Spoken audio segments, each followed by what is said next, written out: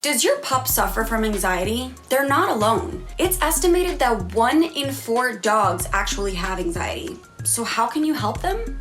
Let's bark about it.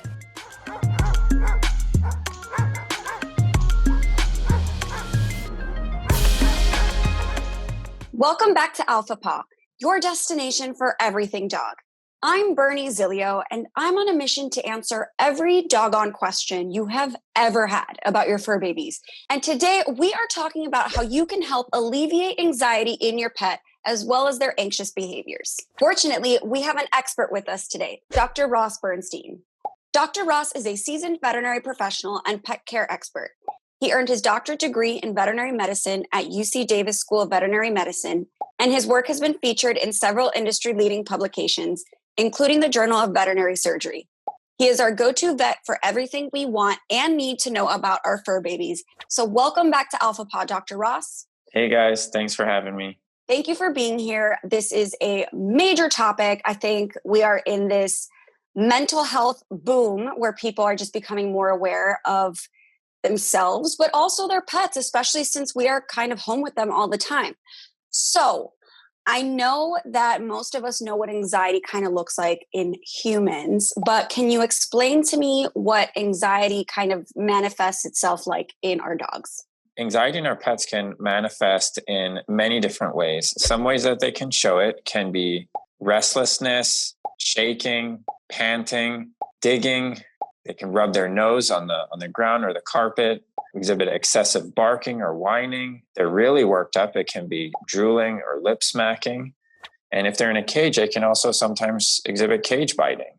Interesting. So a lot of these behaviors, I think myself included, pet parents would look at and think, oh, my dog's misbehaving. I need to correct that. But what you're saying is a lot of these behaviors there might be an underlying problem. And P.S., this kind of goes for humans too. If you're acting out, there's probably a root issue. Anyway, back to dogs. So Dr. Ross, why do our dogs get anxious? I feel like they have pretty cushy lives. So I don't really know why they would get anxious, but I'm sure there are reasons. Some dogs certainly have cushy lives. And sometimes I think, oh, I'd love to be a dog in that family. But other dogs, sometimes their anxiety can be related to their past.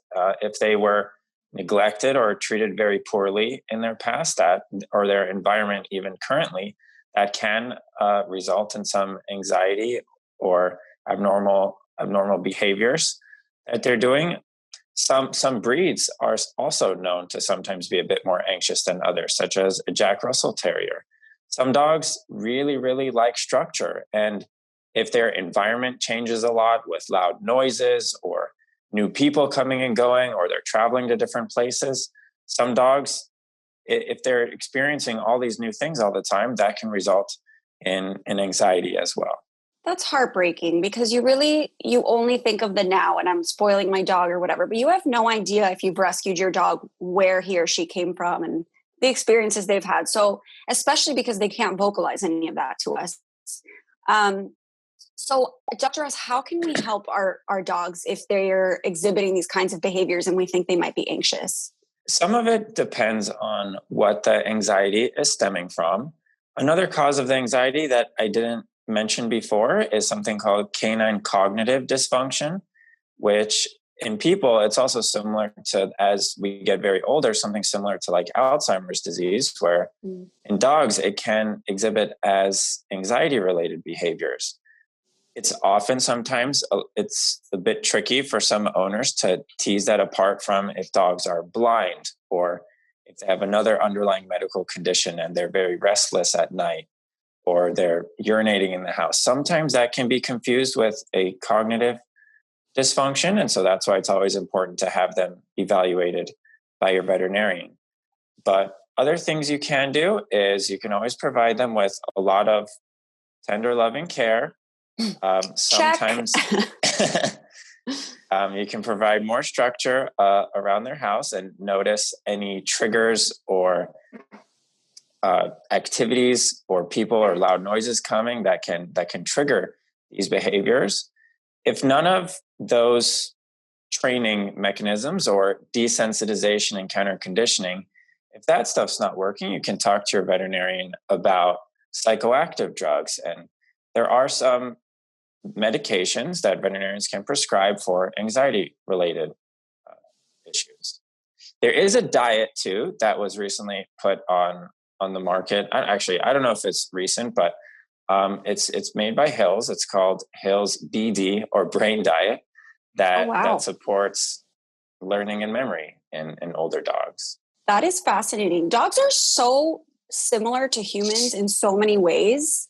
And I think if we just understood that, we might understand them a little bit better. But I live in California and it's 2020 and everybody's talking about giving CBD to their dogs. So aside from taking them to the vet if they experience or if we see them exhibiting problematic behaviors, what can we do at home? Like, is CBD something does it work? Is it problematic? Can you kind of shed some light on that? Yeah, so CBD, there's a lot of ongoing debate right now with CBD in the veterinary profession. I guess I shouldn't say debate. There's actually no current research published on it. We know it works in people for certain conditions like anxiety, insomnia, glaucoma, certain other seizures, certain conditions, but that research just hasn't been performed yet.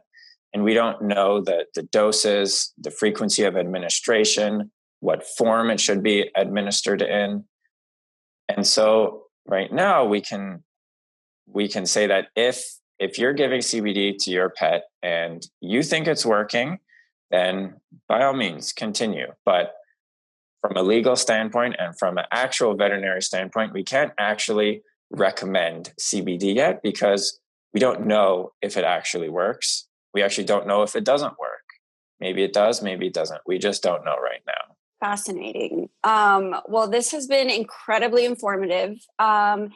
Is there anything else, Dr. Ross, that you feel like you need to add regarding dogs and their anxiety?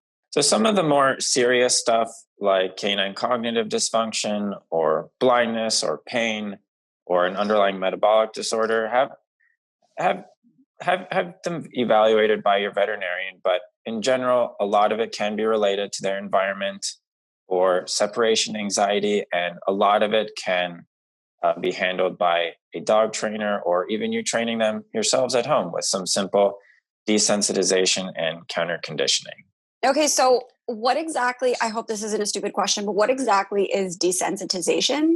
Desensitization and counter conditioning it's a training method where you can have them presented with a stimulus and you reward them for exhibiting the desired behavior, and you give them positive reinforcement with a reward when they don't bark or don't whine and don't do the undesirable behaviors, whereas you kind of ignore them and don't give them any sort of feedback when they are showing the undesired behavior. In this case, it's an anxiety related behavior. Wow. I, for one, have learned so much. And I think I pay a lot of attention to Pod's physical health. And I think a lot of pet parents do. But this has kind of just reminded me and all of us that mental health is extremely important in our pets too. They're just like us. So do you guys have more questions for Dr. Ross? Is your dog exhibiting anxious behaviors that maybe we didn't discuss in this video, but you'd like to see discussed in a future one? Drop them down in the comment section below. Again, I'm Bernie Zilio, and this is Alpha Paw. Be sure you subscribe so you don't miss a single doggone episode. We'll see you next time.